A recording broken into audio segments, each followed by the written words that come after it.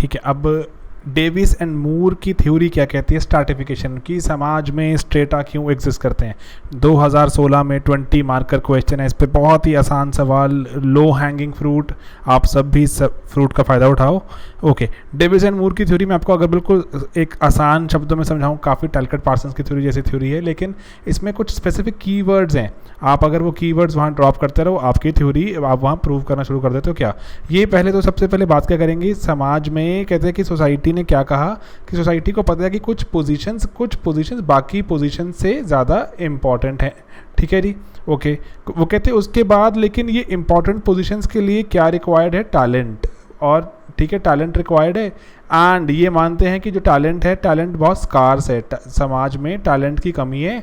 इसलिए अगर आपको ये इंपॉर्टेंट पोजीशंस के लिए टैलेंट अगर आपको अट्रैक्ट करना है, जो कि बहुत ही कम है समाज में, तो आपको इन इम्पॉर्टेंट पोजीशंस को हायर स्टेटा में रखना पड़ेगा।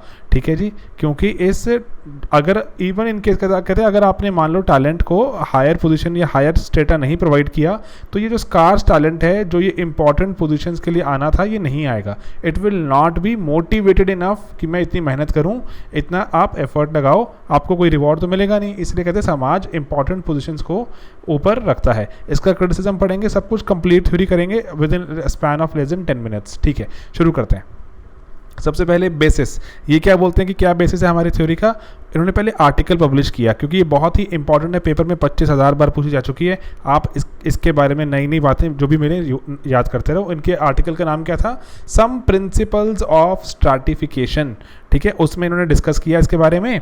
ठीक है, आगे इन्होंने बोला कि they extended that differential distribution of awards, कि जो समाज में डिफरेंशियली जो समाज को में जो आपने रिवॉर्ड अलग अलग दिए, किसी को ज़्यादा किसी को कम, कहते हैं उससे वो डिफरेंट पोजीशंस के साथ अटैच्ड है। एंड कहते हैं जो समाज में जो डिफरेंट पोजीशंस हैं उनके साथ डिफरेंशियल अवार्ड्स अटैच्ड हैं, एंड कोई भी सोसाइटी इस कारण से अनस्ट्रैटिफाइड नहीं रह पाती, क्योंकि कहते हैं हर एक सोसाइटी में डिफरेंट अवार्ड देने के लिए डिफरेंट पोजीशंस बनी हुई हैं, या डिफरेंट पोजीशंस के लिए डिफरेंट अवार्ड्स हैं।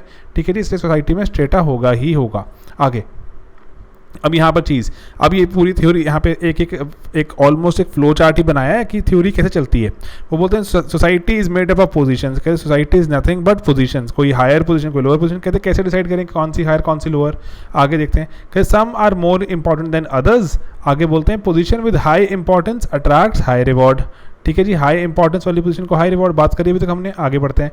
एंड देन वो कह रहे हैं in order to attract talented people, talent which is scarce in society, अगर आपको ये जो कम जो बहुत ही जो चुनिंदा कुछ लोग हैं इनको बुलाना है, आपको इनको ज़्यादा पैसे रिवॉर्ड देने पड़ेंगे। आगे क्या लिखते हैं, बहुत इंपॉर्टेंट बात है, functionally more important positions require skills and training, जो जितनी इंपॉर्टेंट महत्वपूर्ण पोजीशन उतनी स्किल्स और उतनी ट्रेनिंग चाहिए। ठीक है, कहते हैं अब ये स्किल और ट्रेनिंग के लिए आपको सेक्रीफाइसेस करने पड़ते हैं। जैसे आप सब बैठे हो और अपने घरों से बाहर नहीं निकलते हो, सारा दिन पढ़ते रहते हो बुक्स के आगे, सेक्रीफाइसेस ही हैं। दोस्त आपके घूम रहे हैं मॉल्स में और मूवीज़ देख रहे हैं, आप नहीं देख रहे। आगे वो कह रहे हैं जो ये सेक्रीफाइस करते हैं उनको कंपनसेशन मिलनी चाहिए। बहुत ही सिस्टमैटिकली डेवलप कर रहे हैं थ्योरी, इसलिए बहुत फेमस थ्योरी, आज भी आप बैठ के इनको पढ़ रहे हो। 50-60 साल हो गए इनको थ्योरी दिए हुए। आगे वो कह रहे हैं social stratification is mechanism of role allocation, so roles are perform properly. वो कह रहे हैं ताकि कहते हैं अगर स्ट्रेटा, अगर हमने समाज को स्ट्रेटा में डिवाइड नहीं किया तो हम प्रॉपरली रोल एलोकेशन नहीं कर पाएंगे एंड समाज प्रॉपरली काम नहीं करेगा। ठीक है जी, okay. And then more qualified do most important functions, that's it, as simple as this. Quickly remind करें क्या हुआ, सोसाइटी कहते कुछ नहीं है, बस पोजीशन से बनी है, सिर्फ society is nothing but positions, and ज़्यादा इंपॉर्टेंट पोजीशन को ज़्यादा रिवॉर्ड चाहिए। इसके लिए आपको टैलेंटेड लोग चाहिए होते हैं, इंपॉर्टेंट पोजीशन के लिए टैलेंट जो कि स्कार्स है समाज में। लॉजिकली चल रहा है, बस आपने कुछ कीवर्ड्स दिमाग में रखने हैं, talent, scarce, skill and training, sacrifice. ठीक है, सैक्रिफाइस की कंपनसेशन करनी पड़ेगी। अदरवाइज कह रहे हैं कि अगर समाज में स्टेटा नहीं होगा तो ढंग से रोल जो एलोकेट किए गए थे प्ले नहीं कर पाएंगे। अगर टैलेंटेड लोग नहीं आए, समाज ढंग से हमारा काम नहीं करेगा। ठीक है जी। And then last says ensure people that positions are given at as per their talent। ठीक है जी, कहते जितना आपका टैलेंट ज़्यादा रहेगा, क्योंकि टैलेंट तो स्कार से जितनी मेहनत करोगे उतना प्रूव करोगे लोगों को कि मैंने टैलेंट दिखाया अपना, तो इसीलिए आपकी पोजीशन इंश्योर की जाती है, आपको ऊपर वाला रैंक मिलेगा। ओके, इसलिए आप अगर दिन रात सुबह शाम में लेक्चर्स लगा रहे हो, मेहनत ही कर रहे हो यार, तो रिवॉर्ड मिलना भी चाहिए। अकॉर्डिंगली सोसाइटी रिवॉर्ड करेगी आपको। सोसाइटी कौन है हमारी? यूपीएससी। बहुत बढ़िया जी। अब कहते हैं एक एम ट्यूमिन, मेल्विन ट्यूमिन करके बंदा आया। डेविस एंड मूर, दो बंदे थे, किंग्सले डेविस एंड विल्बर्ट मूर। उन्होंने ऐसे अपना पब्लिश किया। उसके रिस्पांस में ट्यूमिन ने चिट्ठी लिखी। ट्यूमिन की चिट्ठी बहुत ज़्यादा अच्छी है, हम इसके ट्यूमिन के कुछ क्रिटिसिज्म को पढ़ेंगे, एंड उसके रिप्लाई में Kingsley Davis and Wilbert Moore reply भी करते हैं उसका, वो भी पढ़ेंगे। आप अपने आंसर में बात भी लिखोगे ये वाली कि भाई डेविस की थ्योरी को ट्यूमिन ने क्रिटिसाइज किया, एंड ट्यूमिन का रिप्लाई भी दिया डेविस एंड मूर ने। ठीक है जी। बाद में हम लिखेंगे कि ओवरऑल लेकिन अभी भी थ्योरी में कुछ कमियां हैं। ओके, पहले पढ़ते हैं क्रिटिसिज्म के। वो कह रहे हैं कि ट्यूमिन कह रहा है कि कैसे पता लगेगा कि कोई पोजीशन, आपने बोल दिया अभी कोई पोजीशन इंपॉर्टेंट है, कोई नहीं। कहते ये कौन बताएगा? कोई भगवान ने चिट्ठी थोड़ी लिख के दी हमें कि ये फंक्शनली इंपॉर्टेंट है, कोई नहीं। कहते बड़ी ही वैल्यू लोडेड बात कर रहे हो आप, जो आपको लगती है इंपॉर्टेंट या फिर जो आपने समाज में देखा इंपॉर्टेंट, आपने उसको इंपॉर्टेंट बोल दिया। कहते ऑब्वियस स्टेट कर रहे हो आप। ठीक है जी। तो इसका रिप्लाई करते हैं वो अपने डेविस एंड मूर। डेविस मूर कह रहे हैं कि हाँ ये बात डिफिकल्ट है कि बताना कि कौन सी चीज़ फंक्शनली इंपॉर्टेंट है, लेकिन इम्पॉसिबल नहीं। बहुत ही अच्छा एग्जांपल लेंगे यहाँ पे।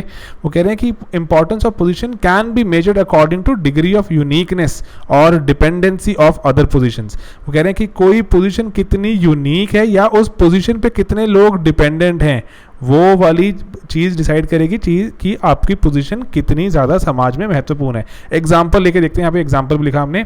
तो फॉर एग्जाम्पल एक नर्स को कंपेयर करो और लेट्स से एक डॉक्टर को कंपेयर करते हैं कि क्या डॉक्टर नर्स के काम कर सकता है? हाँ जी कर सकता है। लेकिन क्या नर्स डॉक्टर के काम कर सकती है? नहीं।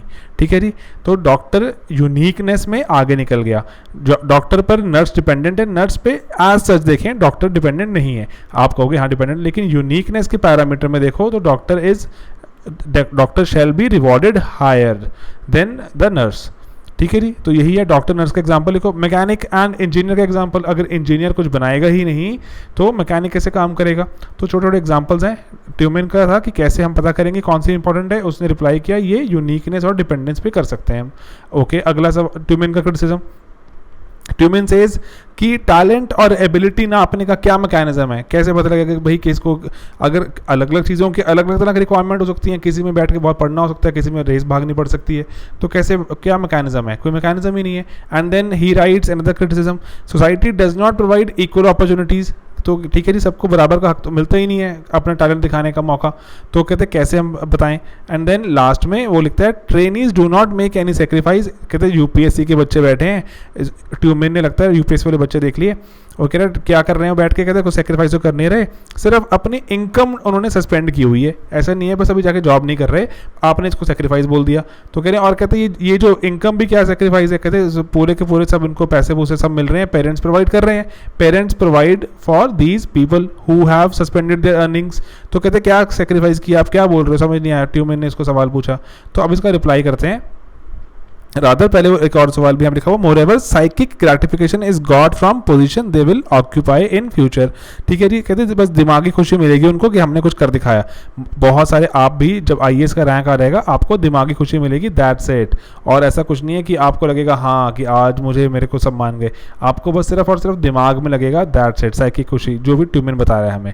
ठीक है जी। ओके, सस्पेंडेड अर्निंग वाला पॉइंट बहुत ही अच्छा है इसका, कि कोई सेक्रीफाइस नहीं किए पेरेंट्स ने, उसके बारे में भी प्रोवाइड कर दिया, अपॉर्चुनिटी बराबर नहीं मिली। एंड टैलेंट को कैसे मेजर किया जाए कि एक टैलेंट किसको बोलते हो आप, पढ़ाई करने को या भागने को? ठीक है जी। इसके रिप्लाई में क्या लिखेंगे अब? They write, Davis and Moore they write that, कि कहते जो भी आप बात बोल रहे हो बिल्कुल सही है, लेकिन कहते अगर हमने रिवॉर्ड्स का सिस्टम ही हटा दिया तो लोग मोटिवेट कैसे होंगे? ठीक है, वो ट्रेनिंग की हार्डशिप के दौरान क्यों गुजरेंगे? कि कहते आप इमेजिन करो कि बहुत ज़्यादा इंटेंस ट्रेनिंग है, let's say to become a rickshaw puller, people will not want to undergo that, because उनको लगता ही नहीं है कि मैं क्यों करूँ ऐसा, इतनी एनर्जी टाइम मनी क्यों लगाऊं। लेकिन आप कहोगे इंटेंस ट्रेनिंग रिक्वायर्ड आईएएस बनने के लिए, आप करने को तैयार हो। ठीक है जी, क्योंकि जॉब जो है वो उस पर डिपेंडेंसी हायर है, डीसी पर पूरा का पूरा डिस्ट्रिक्ट ऑलमोस्ट रिलाई करता है, डिपेंडेंट है, जबकि I would say rickshaw puller पे पूरा डिस्ट्रिक्ट रिलाई नहीं करता। इसलिए इंपॉर्टेंट, फंक्शनली इंपॉर्टेंट या इंटरडिपेंडेंट वाली पोजीशन है आपकी कौन सी, डीसी बनना, इसलिए आपको हार्डर ट्रेनिंग रिक्वायर्ड भी है। ठीक है जी। कहते हैं अगर हमने अगर वो हार्डर ट्रेनिंग के लिए लोगों को मोटिवेट करना है, टाइम लगाएं, एनर्जी लगाएं, तो हमें उनको रिवॉर्ड्स देने पड़ेंगे, ये डेविस एंड मूर बोलता है। ठीक है जी। आगे तो कहते हैं लेकिन अनस्किल्ड टास्क के लिए ऐसा कुछ रिक्वायर्ड नहीं है। ठीक है। एंड देन एमन ट्यूमन एक और वहाँ पे बात बोलते हैं, ये प्लीज़ आप साथ साथ नोट करते रहो, ठीक है। ये ना लेक्चर पढ़ के बहुत सुन के बहुत मज़ा आता है कई बार, लेकिन एक सिंसियर रिक्वेस्ट है, नोट करते रहो, क्योंकि सोशोलॉजी एक ऐसा ऑप्शनल है जहाँ पे जितना गुड़ डालोगे उतना मीठा होता जाएगा, ठीक है जी। हम ये सब गुड़ डाल रहे हैं, नई तरह के पॉइंट निकाल के ला रहे हैं ताकि हमारे आंसर में डेप्थ आए। ओके, वो बोलता है कि alternative motivational scheme rather than differential rewards. Tumin बोलता है कि भाई ऐसा मत करो कि सिर्फ और सिर्फ आपने उनको स्ट्रेटा में ऊपर बैठा दिया, कुछ और मोटिवेशन की स्कीम हम ढूंढ सकते हैं, नए तरह के रिवॉर्ड्स निकाल सकते हैं। अब इस पर मूर रिप्लाई करेंगे, डेविस एंड मूर। वो कह रहे हैं modern society can not function if people are left to do what they want. क्योंकि कहीं ना कहीं ये बोरो करते हैं, मॉडर्न सोसाइटी की कॉन्सेप्शन क्या है कि डिवीजन ऑफ लेबर हो चुकी है। अगर लेट्स से मैंने बैठ के पढ़ना है तो मैं बहुत लोगों पर डिपेंडेंट हूँ। कोई मेरे लिए लेट्स से दुनिया में कहीं चाय बना रहा है, दुनिया में है ना, जैसे चाय उगा रहा है, बन रही है चाय मेरे लिए, कोई मेरे लिए वीट उगा रहा है, मैं रोटी मिलेगी शाम को, एंड बहुत सारी चीज़ें, कोई मेरे लिए इलेक्ट्रिसिटी प्रोड्यूस कर रहा है, a lot of things people are doing, जो मैं यहाँ घर बैठ के कंज्यूम करता हूँ, ठीक है जी, क्योंकि मेरे को बैठ के पढ़ना है। और आप इमेजिन करो एक प्रिमिटिव सोसाइटी में हर इंसान अपना हर काम खुद कर रहा है, ठीक है जी, अपने लिए अनाज खुद उगा रहा है, वो अपने कपड़े खुद बनाता है, वो सब कुछ खुद करता है। Modern societies division of labour पे बेस्ड है। वो कह रहे हैं अगर हर इंसान अपने आप ही वो करने लग जाए जो उसको करना है, तो या फिर बाकी लोग औरों के लिए काम करना बंद कर दें, तो क्या होगा, modern society will not function. इसीलिए डेविस एंड मूर बोलते हैं कि alternative motivational scheme, differential reward, ये हमारे काम नहीं करेंगे, हमको उनको स्ट्रेटा में ऊपर बिठाना ही पड़ेगा।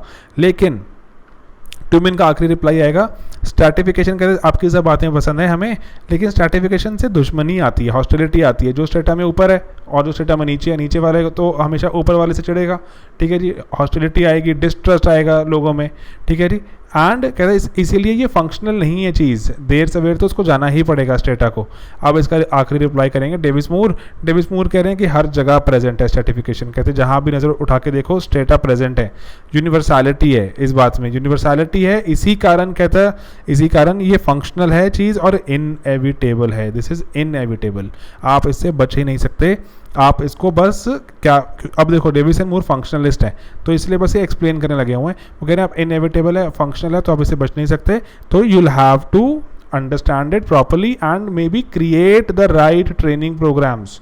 ओके, ओवरऑल लेकिन अभी भी थ्योरी में कुछ कमियां हैं, क्रिटिसिज्म हम अभी भी लिख सकते हैं, जैसे कि applicable only to achievement oriented western societies. India में कास्ट सिस्टम है, कास्ट सिस्टम में ये बात ही नहीं होगी क्या अचीव क्या नहीं, दलित पैदा हुए हैं तो उनको वही कराया जाएगा सोसाइटी में, हमारी सोसाइटी ऐसी है, ठीक है, caste based society, ascriptive society इसको कहा गया, ठीक है जी, and not ascription based caste oriented society like India, ठीक है। यहाँ पे क्या करेंगे हम, then does not take care of elite self recruitment, ये एक इंपॉर्टेंट वर्ड है, एलीट सेल्फ रिक्रूटमेंट, जहाँ पे देखा गया कि एलीट अपने तरह के लोगों को ही अपने जैसे पोजीशंस पे रिक्रूट करना चाहते हैं। इल्ज़ाम लगता है बहुत ऑफन यूपीएससी पर भी कि वो जो ब्यूरोक्रेट्स के जितने भी बच्चे हैं उनको ज़्यादा नंबर मिलते हैं इंटरव्यू में, क्योंकि वो ऐसे वो बोलते हैं, एक हमारे इसमें हर लंबस में भी लिखा हुआ है, आर्मी में देखा गया, आर्मी ने अपने जितने भी और लोग थे जब रिक्रूटमेंट चली, जिनके माँ बाप आर्मी से जुड़े हुए थे उनको रख लिया, ठीक है जी। वो कह रहे हैं एलीट अपने जैसे लोगों को ही रिक्रूट करते रहते हैं, नीचे वालों को कभी रिक्रूट ही नहीं करेंगे, तो सोसाइटी में मोबिलिटी खत्म हो जाती है, नीचे वाला कभी ऊपर ही नहीं पाएगा। एंड देन उसके बाद stratification leads to people having power depriving exploiting others, जो स्टेटा में ऊपर है वो एक दूसरे को एक्सप्लॉइट कर रहा है, एंड जैसे हैव्स इन कैपिटलिज्म वो हैव नॉट को एक्सप्लॉइट करते हैं। And then people with more power take maximum rewards, ये तो हो ही रहा है, इसको करप्शन कहते हैं हम, जिसके पास ज़्यादा पावर है, जिसकी लाठी उसकी भैंस। And then without state intervention there is very less probability of people coming out of poverty cycle। Structure हमेशा ही परपेचुएट होता जाएगा। हमने पहले ही पढ़ा था कि जब डिफरेंसेस जब रैंकिंग में कन्वर्ट हो जाते हैं, रैंकिंग से कन्वर्ट हो जाते हैं इवैल्यूएशन होने के बाद आपके फाइनल स्ट्रेटा में कन्वर्ट होने के बाद वो परपेचुएट हो जाते हैं, सालों साल चलते हैं, ज़िंदगी भर चलते हैं और सदियों तक चलते हैं। तो इसलिए कह रहे हैं अगर आपको इनको जो नीचे वाले जो लोग फंस गए, परपेचुएट हो गए नीचे वाले में, उनको अगर बाहर निकालना है सरकारी मदद रिक्वायर्ड रहेगी, स्टेट इंटरवेंशन, ठीक है जी। तो अपने पास ये थ्योरी थी डेविस एंड मूर की, इसके बारे में आप इसके नोट्स बनाओ, इसको रटो, पेपर में बार बार आती है, लेट्स सी इस बार दोबारा आए तो, ठीक है। मिलते हैं जल्दी, थैंक यू।